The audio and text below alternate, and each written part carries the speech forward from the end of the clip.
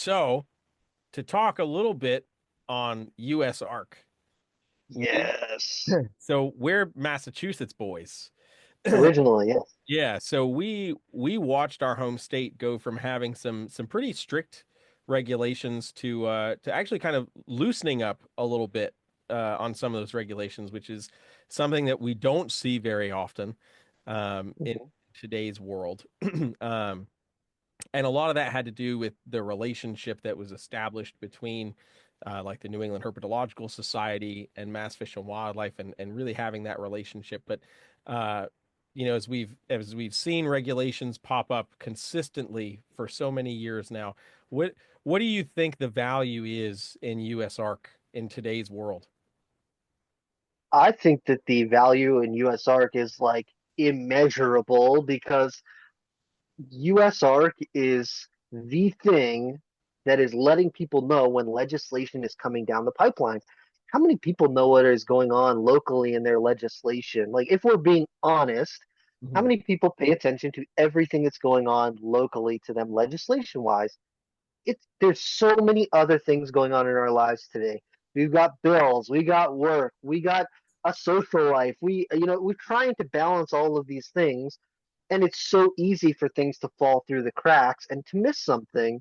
Right. And USARK is there for us, not just to speak on our behalf in legislative meetings and things like that, which is important, but also letting us know what's coming up. Because I can't tell you how many times that I've got an alert from USARK and it's something locally that's going on, and I had no idea. And the meeting is in a couple days, and I'm like, I had no idea that this was uh, how how would I have ever known that this was going to be coming down the pipeline? Right. And USARK's um, mission in letting people know what's going on so that they can be a part of this process is invaluable. It's so I can't stress enough the value that this brings to everybody because Yeah. you and I have been there when, like Providence, Rhode Island, when they were trying to ban all pythons, any constrictor, you cannot have it, from ball pythons and anthill pythons up to reticulated pythons, all of them.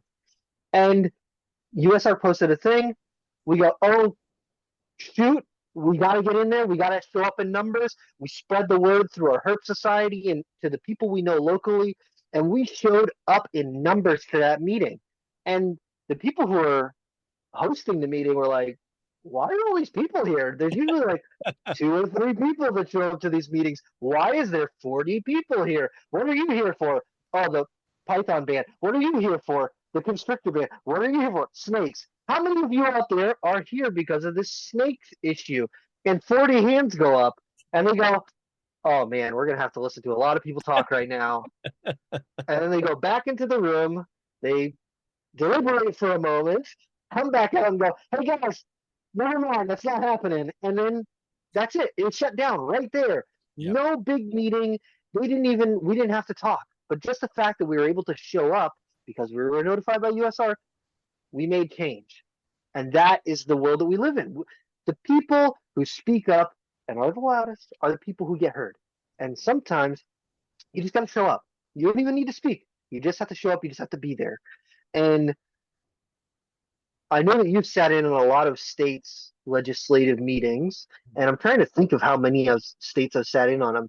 I think I'm up to like 7 or 8 different states now that I've sat in on the legislative meetings to speak on behalf of reptile owners, and the majority of them have gone well, and some of them have not, gone in our favor.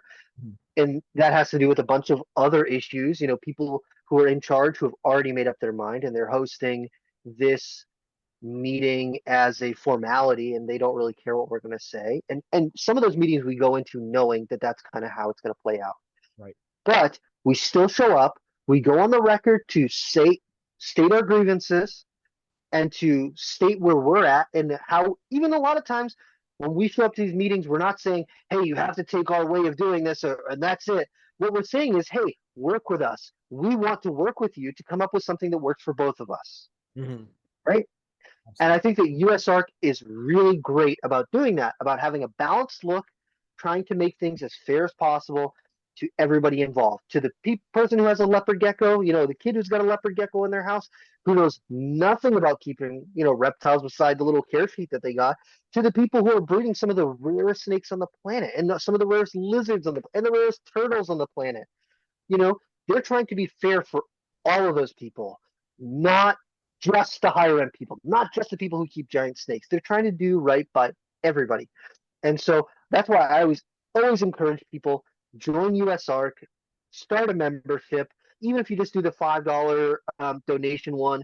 It helps so much, and it helps to add to our numbers, so we can say, hey, look, we've got an organization of thousands of people who care about this stuff, and they're active members. They're donating. These people want us to speak on their behalf, and there's people who care about this. Because if there is nobody that shows up and, supposedly nobody that cares, that stuff just slides right through.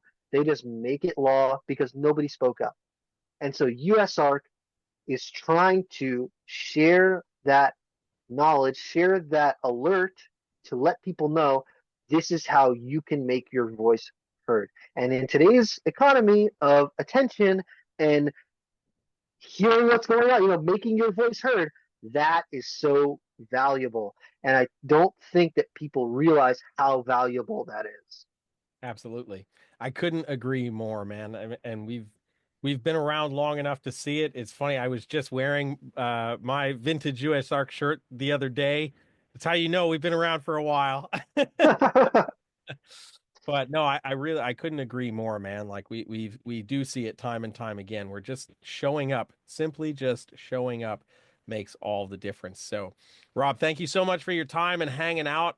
Thank you for your support of USARK. If people want to see some scrub pythons and some things that you have going on, where can they find you? At Rob is Creeping It Real on Instagram. Make sure that if you watch this video, check USARK out, check out their alerts, sign up for their emails, get a membership if you can.